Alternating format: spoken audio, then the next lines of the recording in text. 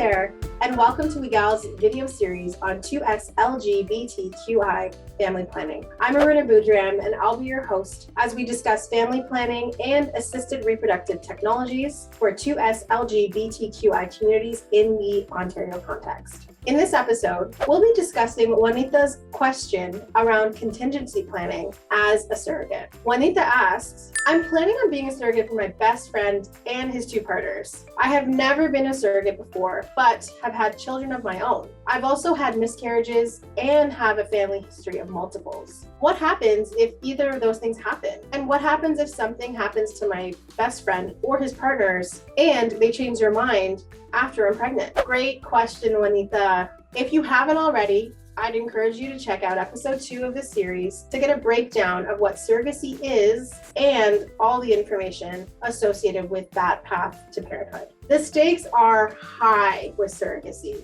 both for the intended parents and the surrogate. Let's look at what needs to be considered for all parties involved in the event of a miscarriage or pregnancy loss. What happens if there's multiples, or if there's a breakdown of the family. First, it's important to note that there are no official laws or regulations around how miscarriage or pregnancy losses should be handled. It truly is up to the intended parents and the surrogate to agree on how they will collectively handle something like that, should it arise. This is a conversation that needs to happen during the surrogacy planning stage, and the details of what has been agreed upon should be outlined in the surrogacy agreement, which should be put together and signed by all parties before conception happens. A pregnancy loss that occurs during surrogacy can be a triggering and painful experience, mentally, physically, and emotionally for all parties, and particularly for the surrogate. It's important to remember that there may be needs for time for grief and for the painful memories that may occur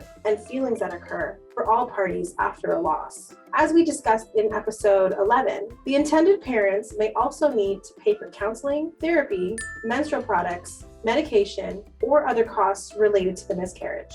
How potential costs such as these will be handled should also be included in the surrogacy agreement. Any details about the miscarriage, preterm labor, or any medical decisions about the child should likewise be outlined in the agreement. If OHIP is being used to fund this gestational surrogacy cycle, in the event of a pregnancy loss, all subsequent embryo transfers will be covered by OHIP. The intended parents and surrogate will also need to enter into a new agreement indicating that they will attempt another transfer and that they will be going through the process again. When a pregnancy loss occurs, it ends the original agreement made between the intended parents and the surrogate. On the opposite side of the spectrum, the possibility for multiples or multiple babies, such as twins, can be a cause for both celebration or medical concern. It is not uncommon for fertility clinics to put more than one embryo in a fetus during the IVF process to maximize the chance of a successful pregnancy. In some cases, this results in unanticipated multiples. If this happens, the intended parents and surrogates can work with the fertility clinic to selectively reduce if necessary. Again, this is where the surrogacy agreement is so important. Making these types of decisions before the emotions take over can ease the potential for conflict between surrogate and co-parents. Lastly, in the event of death, divorce, or if any or all of the intended parents decide they do not want to proceed post-conception, they still do have some legal obligations that they agreed to in the signed surrogacy agreement. They are bound by that agreement according to the law. This is why it is mandatory that each party has sought out their own independent legal advice when finalizing the surrogacy agreement. In the case that there are no intended parents to take the child postpartum, it is imperative that there be a designated guardian assigned within the surrogacy agreement. To conclude, surrogacy agreements are where the intended parents and surrogate are able to communicate their limits, boundaries, and desires in surrogacy. There are financial considerations to dealing with pregnancy loss and the IVF process, and those need to be considered as well. You, as a surrogate, also need to consider the emotional and mental health impacts that a loss, having multiples, or other changes will have on you and your family.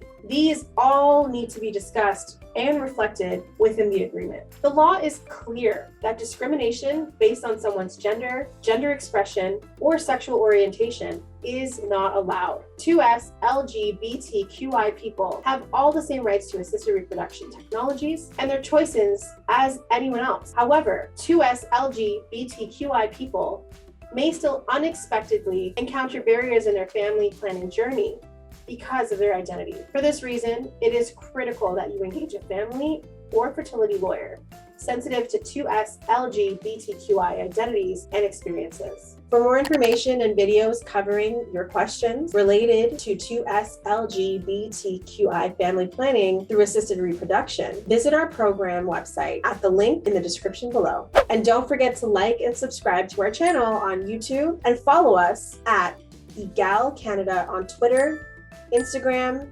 Facebook, and LinkedIn.